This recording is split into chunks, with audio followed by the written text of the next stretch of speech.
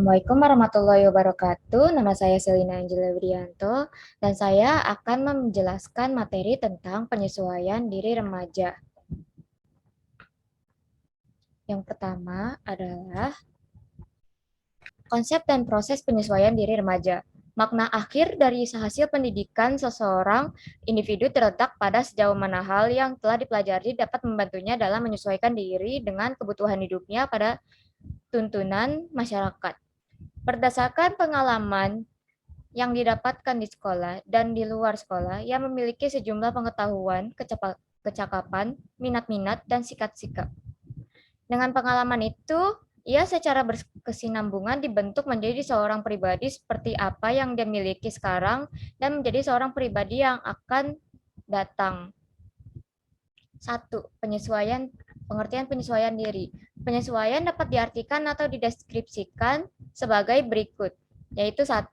Penyesuaian berarti adaptasi, dapat mempertahankan eksistensinya atau bisa survive dan memperoleh kesejahteraan jasmania dan rohania, dan dapat mengadakan relasi yang memuaskan dengan tuntutan sosial.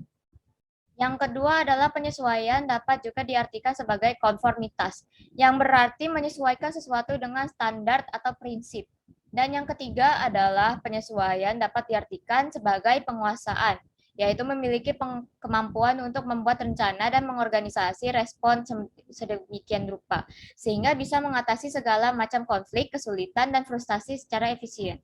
Individu memiliki kemampuan menghadapi realitas hidup dengan cara yang adekuat atau memenuhi syarat. Penyesuaian dapat dimaksud penguasaan dan kematangan emosional. Kematangan emosional maksudnya ialah secara positif memiliki respon emosional yang tepat pada situasi.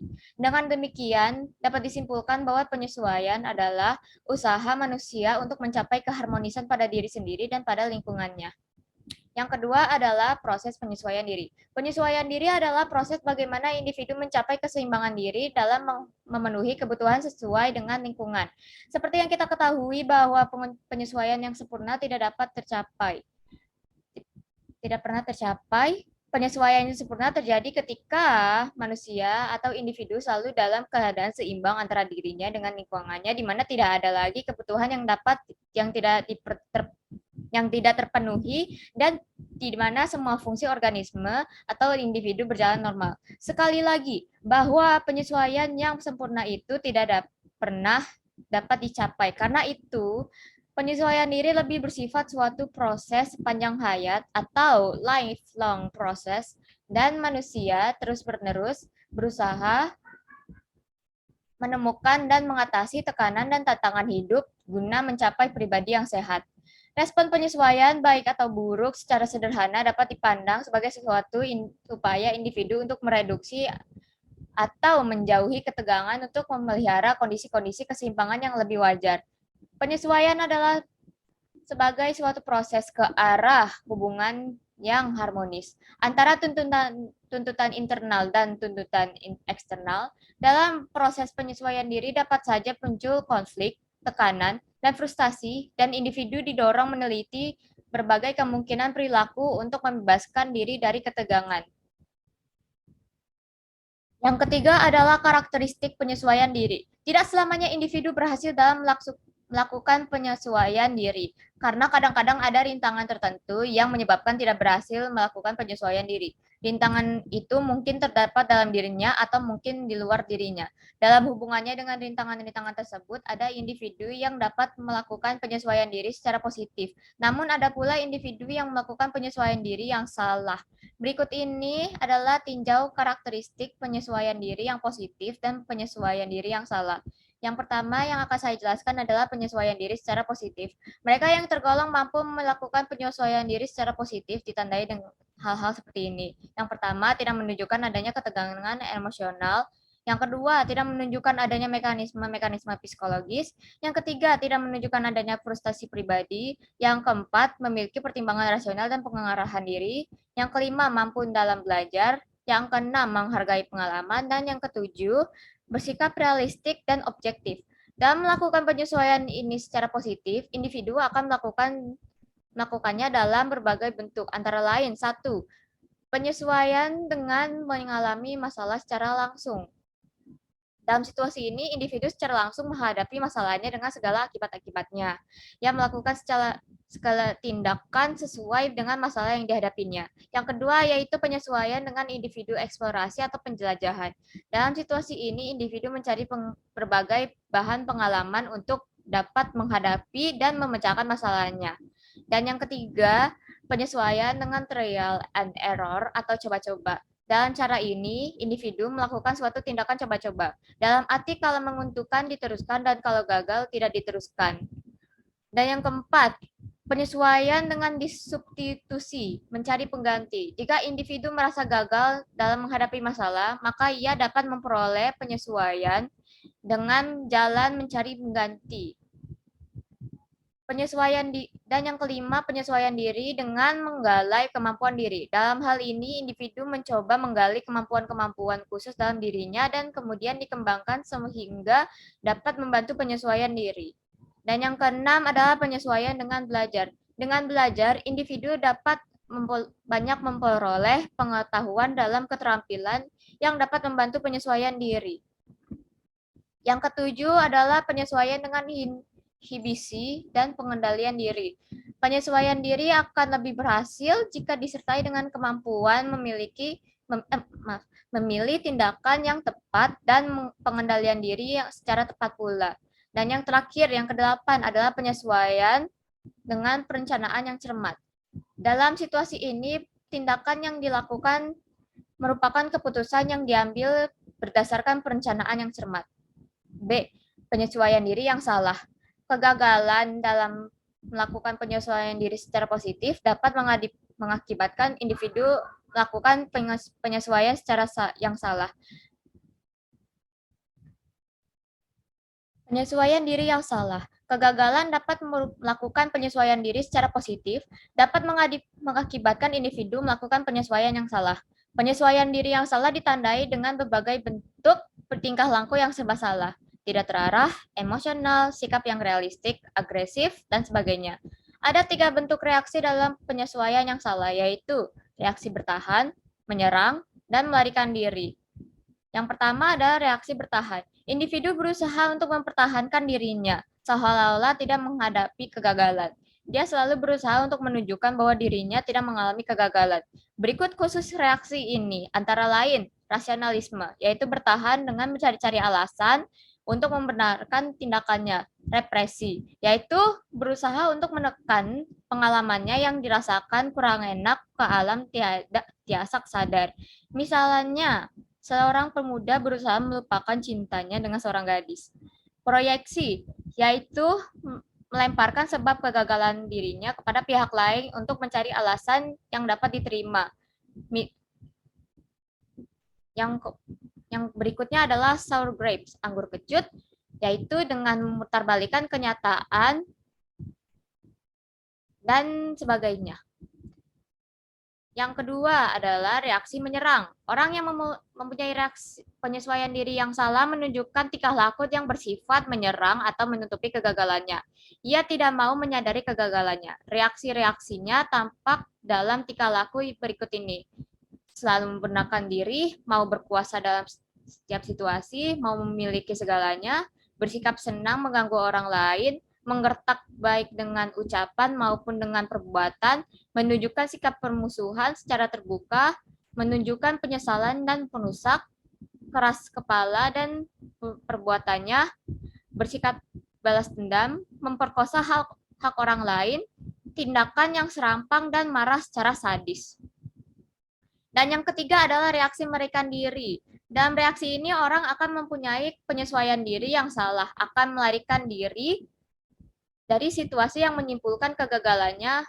Reaksinya tampak dalam tingkah laku sebagai berikut. Berfantasi yaitu memuaskan keinginan yang tidak tercapai dalam bentuk angan-angan seolah sudah tercapai atau banyak, yaitu kemudian banyak tidur, minum minuman keras, bunuh diri, menjadi pecandu ganja, narkotika, dan regresik, yaitu kembali kepada tingkah laku yang semodel dengan tingkat perkembangan yang lebih awal, dan lain-lain. Yang keempat adalah faktor-faktor yang mempengaruhi proses penyesuaian diri. Secara keseluruhan, kepribadian mempunyai fungsi sebagai penentu primer terhadap penyesuaian diri. Penentu berarti faktor yang mendukung, mempengaruhi, atau menimbulkan efek pada proses penyesuaian. Secara sekunder, proses penyesuaian ditentukan oleh faktor-faktor yang menentukan kepribadian itu sendiri, baik internal maupun eksternal. Penentu penyesuaian identik dengan faktor-faktor yang mengatur perkembangan dan terbentuknya pribadi secara bertahap. Penentu-penentu itu dapat dikelompokkan sebagai berikut. Kondisi yang pertama, kondisi fisik, termasuk di dalamnya keturunan, konstitusi fisik, susunan saraf, kelenjar, dan sistem otot, kesehatan, penyakit, dan sebagainya. Yang kedua adalah perkembangan dan pematangan, khususnya kematangan intelektual, sosial, moral, dan emosional. Yang ketiga adalah penentu psikologis, termasuk di dalamnya pengalaman, belajarnya, pengondisian, penentuan diri, frustasi, dan konflik. Yang keempat adalah kondisi lingkungan, khususnya keluarga dan sekolah. Dan yang terakhir adalah penentu kultural, yaitu agama. Kondisi jasmania. Kondisi jasmania seperti pembawaan dan struktur dan konstitusi fisik dan temperamen sebagai disposisi yang diwariskan, aspek perkembangannya secara intrinsik berkaitan erat dengan susunan atau kontribusi tubuh. Karena struktur jasmania merupakan kondisi primer bagi tingkah laku, maka dapat diperkirakan bahwa sistem saraf, kelenjar, dan otot merupakan faktor yang penting bagi proses penyesuaian diri. Di samping itu, kesehatan dan penyakit jasmania juga berhubungan dengan penyesuaian diri. Kualitas penyesuaian diri yang baik hanya dapat diperoleh dan dipelihara dalam kondisi kesehatan jasmania yang baik pula. Yang kedua adalah perkembangan, kematangan, dan penyesuaian diri. Dalam proses perkembangan, respon anak berkembangnya dari respon yang bersifat intrinsik menjadi respon yang diperoleh melalui belajar dan pengalaman. Dengan bertambahnya usia, perubahan dan perkembangan respon tidak hanya melalui proses belajar saja, melainkan anak-anak juga menjadi matang untuk melakukan proses respon dan ini menentukan pola-pola penyesuaian dirinya. Sesuai dengan hukum perkembangan, tingkat kematangan yang dicapai berbeda antara individu yang satu dengan yang lainnya, sehingga pencapaian pola-pola penyesuaian diri pun berbeda pula secara individual. Dengan kata lain, pola penyesuaian diri akan bervariasi sesuai dengan tingkat perkembangan dan kematangan yang dicapainya. Yang ketiga adalah penentu psikologis terhadap penyesuaian diri. Banyak sekali faktor psikologis yang mempengaruhi penyesuaian diri. Di antaranya adalah pengalaman, belajar, kebutuhan, determinasi diri, dan frustasi. Yang pertama adalah pengalaman.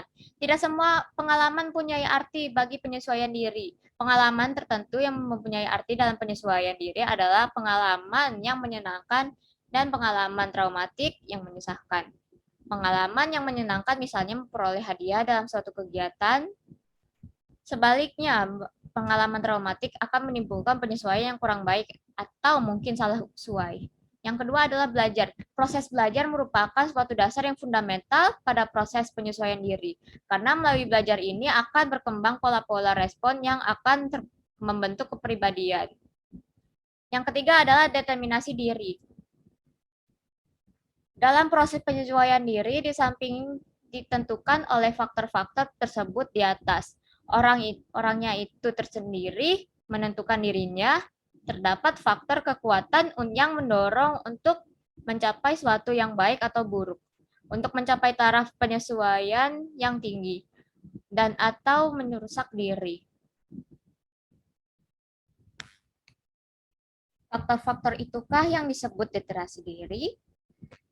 Determinasi diri mempunyai peranan yang penting dalam proses penyesuaian diri karena mempunyai peranan dalam pengendalian arah dan pola penyesuaian diri. Yang keempat adalah konflik dan penyesuaian. Tanpa memperhatikan tipe-tipe konflik, mekanisme konflik secara esensial sama yaitu pertentangan antara notif-notif. Efek konflik pada perilaku akan tergantung sebagian pada sifat konflik itu sendiri. Ada beberapa pandangan bahwa semua konflik bersifat mengganggu atau merugikan, namun dalam kenyataan ada juga seseorang yang mempunyai banyak konflik tanpa hasil-hasil yang merusak atau merugikan.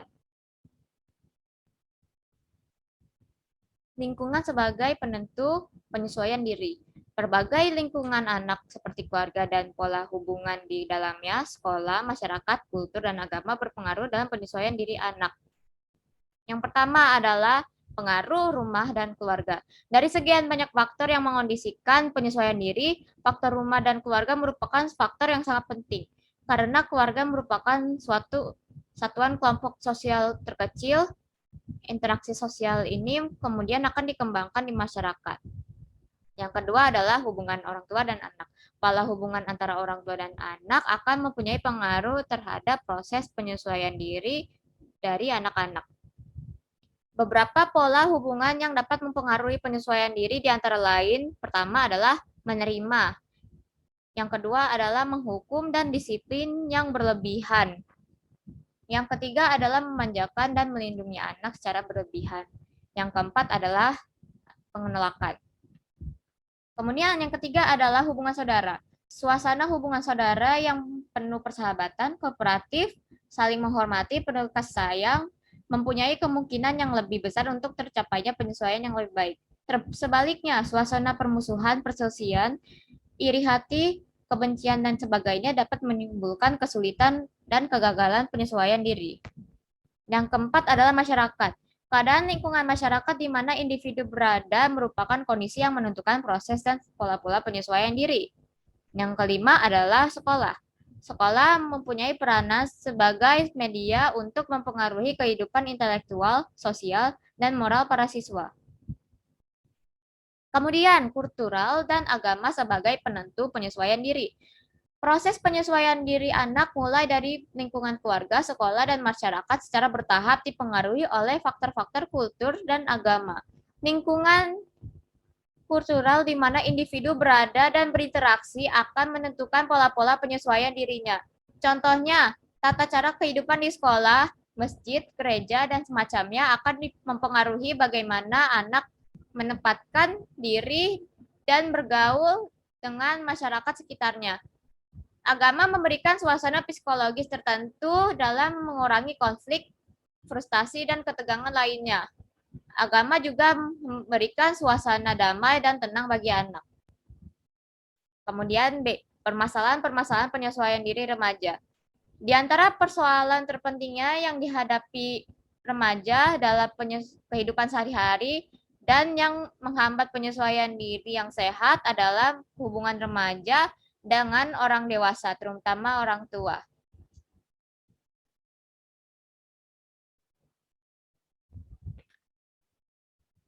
Ya, tingkat penyesuaian diri dan pertumbuhan remaja sangat tergantung pada sikap orang tua dan suasana psikologis dan sosial dalam keluarga. Contoh, sikap orang tua yang menolak. Penolakan orang tua terhadap anaknya dapat dibagi menjadi dua macam. Pertama, penolakan mungkin merupakan penolakan tetap sejak awal. Diaman, orang tua merasa tidak sayang kepada anaknya karena berbagai sebab mereka tidak menghendaki kehadirannya. Hasil dari kedua macam penolakan tersebut ialah remaja tidak dapat menyesuaikan diri, cenderung untuk menghabiskan waktunya di luar rumah. Terutama para gadis-gadis mungkin akan terjadi perkawinan yang tidak masuk akal dengan pemikiran bahwa rumah di luar rumah tangganya sendiri akan lebih baik daripada rumahnya sendiri. Di samping itu, sikap orang tua memberikan perlindungan yang berlebihan akibatnya juga tidak baik. Remaja yang mendapatkan pemeliharaan yang berlebihan menyebabkan dia juga mengharapkan bantuan dan perhatian dari orang lain dan dia berusaha mendapatkan perhatian dari mereka, serta menyangka bahwa perhatian seperti itu adalah haknya.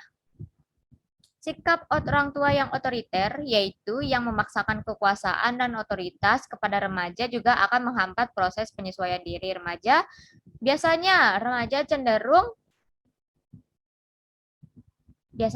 juga berusaha menentang kekuasaan orang tua dan gilirannya ia akan cenderung otoriter terhadap teman-temannya dan cenderung menentang otoritas yang baik di sekolah maupun di masyarakat. Permasalahan-permasalahan penyesuaian diri yang dihadapi remaja dapat berasal dari suasana psikologis keluarga seperti kekerasan keluarga. Banyak penelitian membuktikan bahwa remaja yang hidup di dalam rumah tangga yang retak mengalami masalah emosi. Tampak padanya ada kecenderungan yang besar untuk marah, suka menyendiri di samping kurang kepekaan terhadap penyerapaan sosial dan kurang mampu menahan diri serta lebih gelisah dibandingkan dengan remaja yang hidup dalam rumah tangga yang wajar. Terbukti juga bahwa kebanyakan anak-anak yang dikeluarkan dari sekolah karena tidak dapat menyesuaikan diri adalah yang diting dari rumah tangga yang pecah atau retak itu. Perbedaan perlakuan antara laki-laki dan anak perempuan akan mempengaruhi hubungan antara mereka, sehingga menimbulkan rasa iri hati dalam jiwa anak perempuan terhadap saudaranya yang laki-laki. Keadaan ini akan menghambat proses penyesuaian diri anak perempuan. Permasalahan penyesuaian diri akan muncul bagi remaja yang sering pindah tempat tinggal. Remaja yang keluarganya sering pindah, ia terpaksa pindah dari sekolah ke sekolah yang lain dan ia mengalami banyak kesukaran akademis. Maka bahkan dia akan sangat tertinggal dalam pelajaran karena guru berbeda dalam cara mengajarnya. Demikian pula mungkin buku-buku pokoknya yang dipakainya tidak sama. Di samping itu, masalah teman remaja, perpindahan ke tempat baru atau masyarakat baru berarti kehilangan teman lama dan mencari teman baru.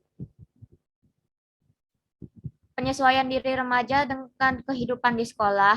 Permasalahan penyesuaian diri di sekolah mungkin akan timbul ketika remaja memasuki jenjang sekolah yang baru.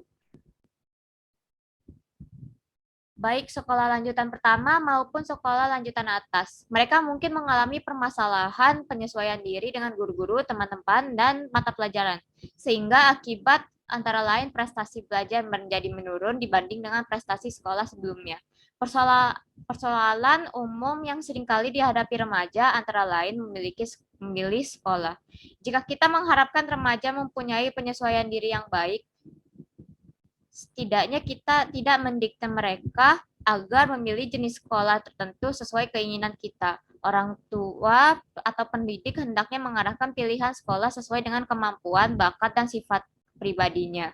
Tidak jarang terjadi anak tidak mau sekolah, tidak mau belajar, atau suka membolos dan sebagainya karena ia dipaksa oleh orang tuanya untuk masuk ke sekolah yang tidak ia sukai. Permasalahan lain yang mungkin timbul adalah penyesuaian diri yang berkaitan dengan kebiasaan belajar yang baik. Bagi siswa yang baru masuk sekolah lanjutan mungkin mengalami kesulitan dalam membagi waktu belajar, yakni adanya pertentangan antara belajar dan keinginan untuk ikut aktif dalam kegiatan sosial, kegiatan ekstrakurikuler, dan sebagainya. Yang ketiga, implikasi proses penyesuaian remaja terhadap penyelenggaraan pendidikan. Lingkungan sekolah mempunyai pengaruh yang besar terhadap pengembangan jiwa remaja. Sekolah selain mengembang fungsi pengajaran juga fungsi pendidikan. Dalam kaitannya dengan pendidikan ini, peranan sekolah pada hakikatnya tidak jauh dari peranan keluarga, yaitu sebagai tempat rujukan dan tempat perlindungan jika anak didik mengalami masalah. Oleh karena itu, di setiap sekolah lanjutan ditujuk wali kelas, yaitu guru-guru yang akan membantu anak didik jika mereka menghadapi kesulitan dalam pelajaran dan guru-guru bimbingan dan penyuluhan untuk membantu anak didik yang mempunyai masalah pribadi dan masalah penyesuaian diri baik terhadap dirinya sendiri maupun terhadap tuntutan sekolah. Upaya-upaya yang dapat dilanjutkan untuk memperlancar proses penyesuaian diri remaja khususnya di sekolah adalah menciptakan situasi sekolah yang dapat menimbulkan rasa betah bagi anak didik, baik secara sosial, fisik, maupun akademis. Menciptakan suasana belajar mengajar yang menyenangkan bagi anak. Usaha memahami anak didik secara menyeluruh, baik prestasi belajar, sosial, maupun seluruh aspek pribadinya. Menggunakan metode dan alat pengajar yang menimbulkan gairah belajar. Menggunakan metode evaluasi yang dapat memperbesar motivasi belajar. Ruang kelas yang memenuhi syarat-syarat kesehatan, peraturan tata tertib yang jelas dan dipahami murid-murid. Teladan dari para guru dalam segala segi pendidikan, kerjasama dan saling pengertian daripada guru dalam melaksanakan kegiatan pendidikan di sekolah, pelaksanaan program bimbingan dan penyuluhan yang sebaik-baiknya, situasi kepemimpinan yang penuh saling pengertian dan tanggung jawab baik pada guru maupun murid. Dan yang terakhir adalah hubungan yang baik dan penuh pengertian antara sekolah dengan orang tua, siswa, dan masyarakat.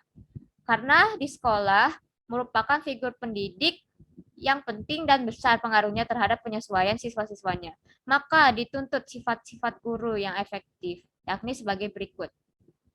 Yang pertama, memberi kesempatan tanpa antusias dan berminat dalam aktivitas siswa dan kelas. Yang kedua adalah ramah dan optimis. Yang ketiga adalah mampu mengontrol diri, tidak mudah kacau, dan teratur tindakannya. Yang keempat adalah senang kelakar dan mempunyai humor. Yang kelima adalah mengetahui dan mengakui kesalahan-kesalahannya sendiri. Yang keenam adalah jujur dan objektif dalam memperlakukan siswa. Yang terakhir, yang ketujuh adalah menunjukkan pengertian dan rasa simpati dalam bekerja dengan siswa-siswanya. Jika para guru bersama dengan seluruh staf di sekolah dapat melaksanakan tugasnya dengan baik, maka anak-anak didik di sekolah itu yang berada dalam usia remaja akan cenderung berkurang kemungkinannya untuk mengalami permasalahan penyesuaian diri atau terlibat dalam masalah yang bisa menyebabkan perilaku yang menyimpang.